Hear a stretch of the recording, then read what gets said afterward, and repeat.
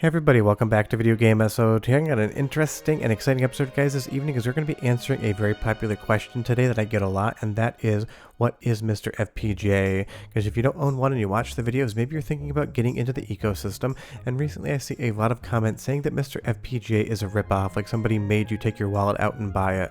So we're going to go over what it is, what it isn't, what it does and doesn't do, and why it may be great for you to pick one up, or maybe you should avoid it completely, because honestly, so long as you're playing retro games, I am happy for you. So this is a MiSTer FPGA one flavor, and it runs FPGA cores. A core is not an emulator. Yes, it is accomplishing the same thing, but it's doing it in a completely different means.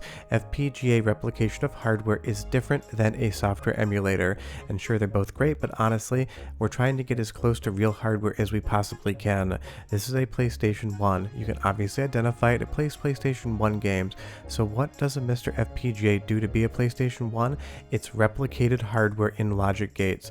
Basically, within the programming, this is becoming a PlayStation 1 down to the logic level, which is different than what software emulation does in some instances. That's the real difference and delineating factor here. Something like MiSTer FPGA is doing things differently than a Raspberry Pi.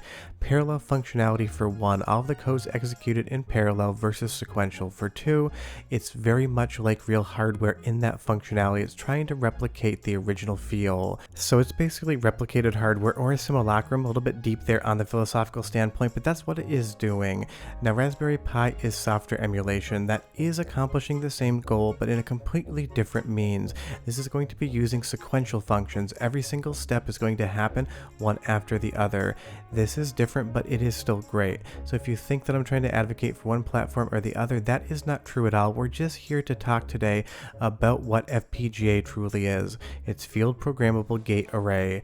That means that on that Altera Cyclone 5 chip there, you can lay out in hardware description language and other code the actual functionality of the silicon, and any particular platform you are trying to replicate is an FPGA core.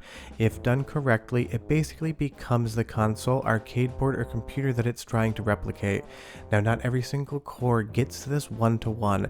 They would be indistinguishable to the human eye for the most part, but honestly, it is so incredibly close that it is becoming the hardware. Something like the most recent Nintendo 64 core, it is near indistinguishable from real Nintendo 64 hardware, and as far as Nintendo 64 software emulation is concerned, it is every bit as good, if not better. But I keep hearing people say, but software emulation is free, and that is 100% absolutely true, as is MiSTer FPGA cores are also free. You're not paying for the cores, you're paying for the MiSTer hardware in and of itself, the same way when you emulate with MAME, you have paid for the computer. This laptop cost money, so did MiSTer FPGA.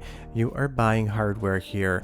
All of the cores that are going to go onto them, minus Hotego's beta cores, which you can just wait 3 to 4 months to play for free, are going to be 100% provided to you for $0. Yes, you need to build your MiSTer FPGA or a clone, which do exist now, but this is no different than buying a computer, buying a game console, buying a laptop, buying a handheld emulation device. So honestly, when people say that software emulation is free, that is 100% unequivocally true, but it's also unequivocally true for the MiSTer FPGA side of things.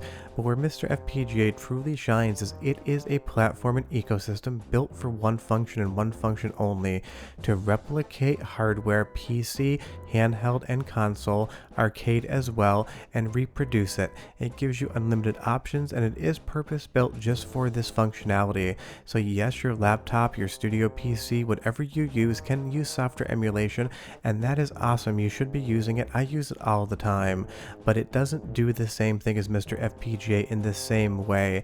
And once you actually get your MiSTer FPGA fully set up, the hundreds upon hundreds of accurate games you're going to be able to play on the arcade side alone, let alone all of these consoles and computers, is going to be massive. And again, none of these cores cost a penny whatsoever.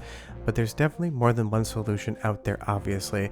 You could use a Raspberry Pi, and I am not allergic to these devices in any way, shape, or form.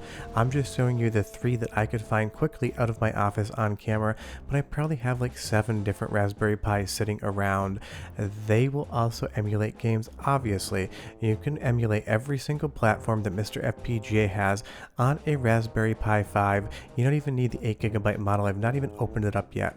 And yes, it is going to be less expensive than MiSTer FPGA. That's totally cool. It's a different solution trying to deal with the same problem. And of course, yes, a Raspberry Pi 5 or other computers are going to be able to emulate systems like Dreamcast or Naomi, things that do not exist on MiSTer FPGA. Software emulations had a head start, and it is also more powerful than what can be done on the Triassic DE10 Nano board. But that is not why MiSTer exists. MiSTer exists to replicate hardware and to give you ease of use to play these games the way you remember them. You are getting absolutely perfect RGB video out. You can do 31 kHz, you can do S-video, composite, component, any format you possibly want. You also have clear HDMI out with a scaler built in, so you can do PlayStation 1 up to 1080p, and it's going to look absolutely spectacular. Or take something like Neo Geo AES here. Yes, mine's modified for S-video, and it does have an RGB output, but it is a little bit garbage because Neo Geo has some consoles that just have bad RGB output. On a MiSTer FPGA, it's going to be perfect, and if you go out and buy a Neo Geo AES with no games and you get it RGB modded, you're going to be at the same price, if not slightly higher, than a MiSTer FPGA that's going to give you Neo Geo AES and absolutely everything. And of course, the Raspberry Pi can run Neo Geo via Final Burn Neo, but getting analog out is going to require another thing on your headers, and that again is just a complication. Not to say it's not great, it is, it's just one of those things. MiSTer FPGA is purpose built just to play video games. It gives you so many options on the controller front, and because this is FPGA, the latency is basically non-existent because you do not have much of an operating system sitting in front of anything you are running, and this is running in sequential operation, giving you the lowest possible latency you can get, even close to real hardware. And you can do so many different controllers in via USB. You have unlimited options, but you can even go further than that if you really want to get your latency down to absolutely nothing whatsoever, something that would not be detectable by the human mind. We have snack adapters. This is a serial connection, so you can use your original controllers directly into MiSTer FPGA. Now again, it's an accessory, it's going to cost money, but you would buy a controller for your Raspberry Pi, so it is the exact same concept. MiSTer is basically like buying an expensive sports car versus a Honda Civic. Yes, both have Ford tires, yes, both have a wheel, a gas pedal, and an accelerator, but your experience between both of them is going to be completely different. One is bespoke and intended on just doing one thing, where the other is a general purpose tool that happens to have software emulation available for it. And again, that's not to knock software emulation, I use it all the time, and if MiSTer FPGA doesn't fit in your budget, you're not interested in it, that's cool, software emulation is amazing.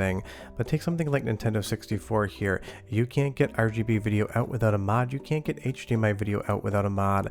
A Nintendo 64 fully modded is going to cost more than a MiSTer FPGA, and sure, you can do it on a Raspberry Pi 5 again, but MiSTer is just purpose built. So I'm showing you two sources here. One is software emulation, one's MiSTer FPGA, and I'm not going to tell you which one they are because I want you to understand that software emulation is extremely close or not matching FPGA in some instances. I'm not here to try to say that MiSTer FPGA beats everything out there. I'm just saying it is another solution to a problem, how to play classic games the way you intend on playing them. And as far as the whole ripoff concept is concerned, I do not understand that whatsoever. Nobody makes you buy anything. A ripoff is my gas bill. I have to have a gas line to my house. I pay $4 a month for usage on the stove and $50 in taxes. But even a console, you buy both of these things, and then you can decide to software emulate if you want, and that is great. But the idea of MiSTer FPGA is, if it's interesting to you, if you want to have the best version of what you can do on hardware replication, then it's absolutely a worthwhile thing to pick up. Basically, it's extremely hard to compare software emulation to FPGA cores because conceptually it trips people up in the brain.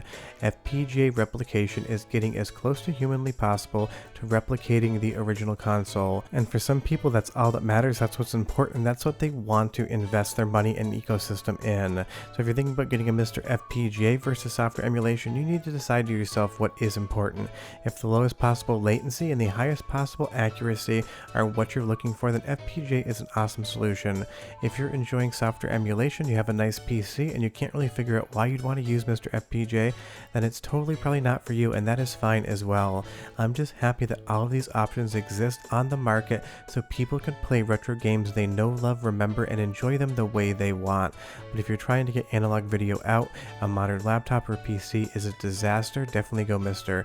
If you have any questions, leave them down below, but we're done. Think about one, and I'll see you next time. Bye-bye.